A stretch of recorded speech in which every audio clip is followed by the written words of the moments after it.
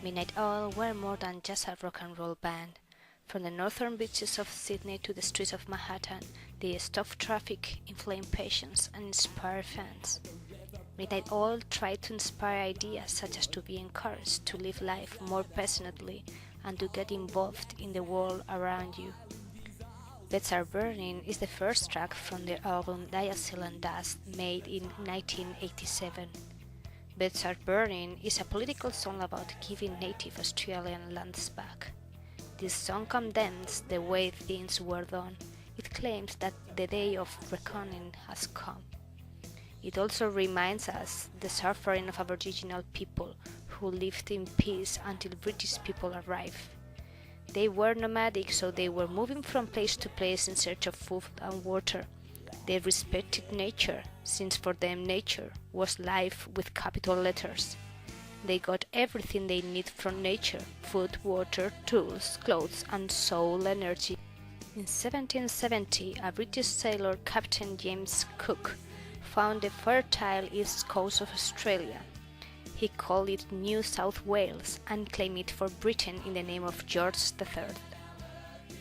Then, in 1791, when George Vancouver arrived to the Albany region in Western Australia, we can say that the process of British colonization began.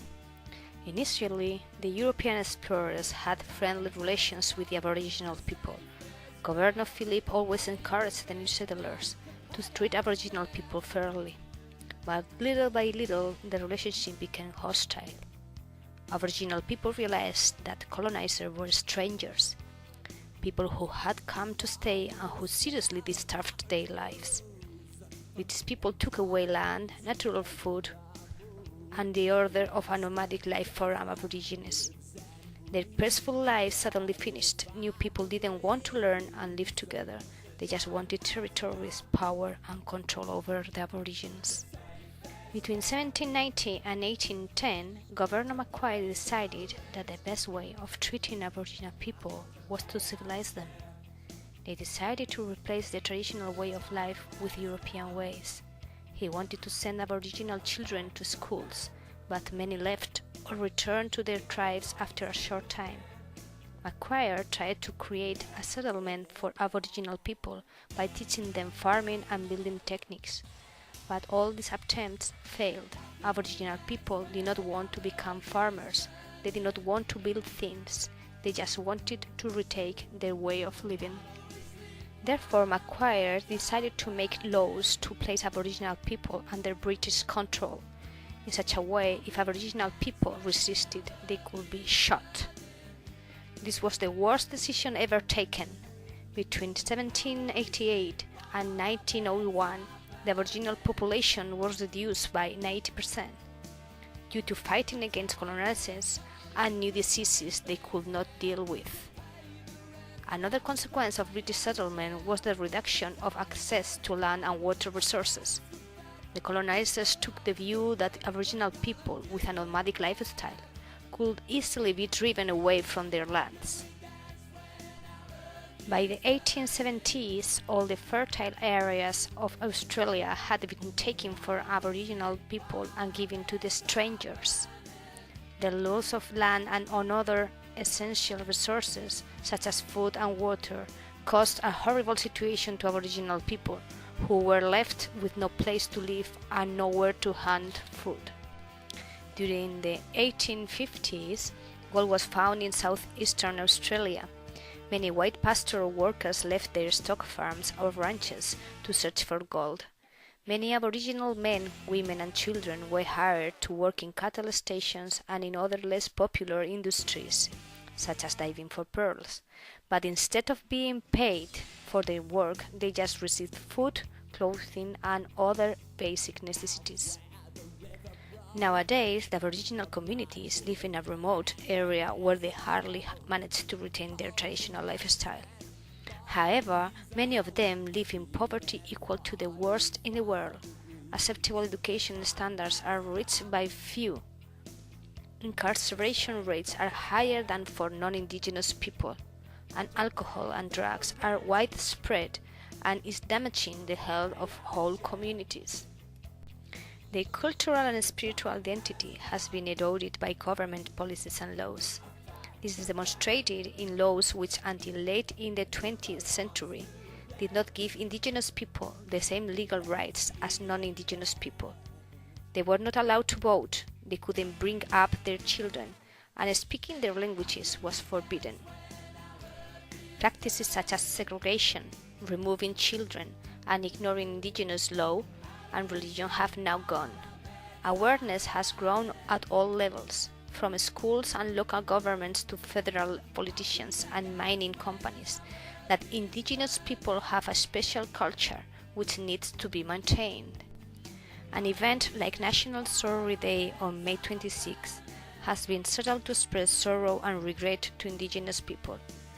Indigenous people now have their own flag in red, yellow and black, and they are regaining their identity and their ability to show pride in their heritage and culture.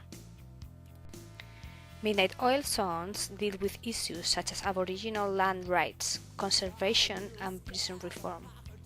At the beginning, this band was composed by Rob Hurst in charge of drums, Andrew Burr playing bass, and Jim Bongini with guitar, keys and vocals.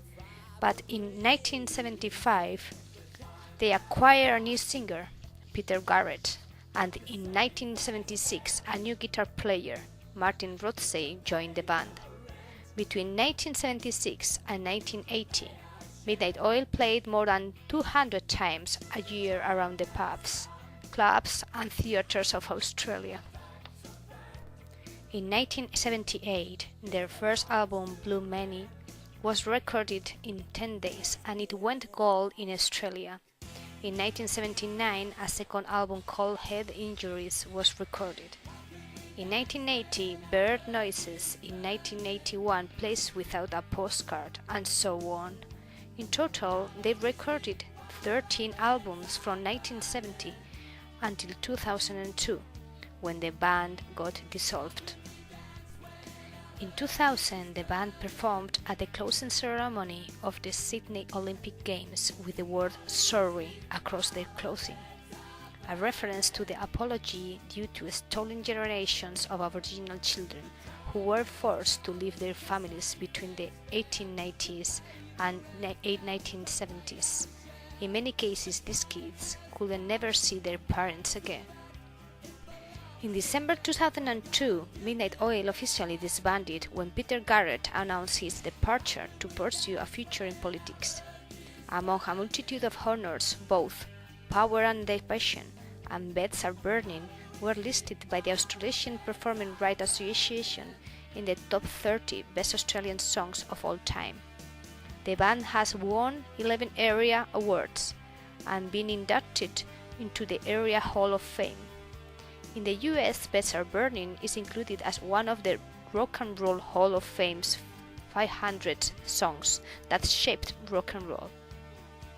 Even when Peter Garrett was convinced of leaving the band and start a political career, he knew that it was going never to be easy for him to make the transition from environmental activist, political firebrand, and international rock star to mainstream politics. Having spent much of his life in the public eye advocating radical positions, he is now frequently accused of selling out for committing to the Labour Party's policy platform on the environment and the US alliance. Peter has been Minister for the Environment, Heritage and the Arts since the 2007 election. Peter's activism included co-founding the Nuclear Disarmament Party and running for the Senate in 1984. Through the 1990s, he was president of the Australian Conservation Foundation and entered Parliament in 2004 for the Sydney seat of Kingsford Smith. Peter, a committed Christian, and his wife Doris have 3 daughters and live in Rangwick in Sydney. He still defends the idea of a world where justice, respect and peace is possible. I believe that people like Peter Garrett should feel our governments. His passion and his bravery can make a best place for everyone.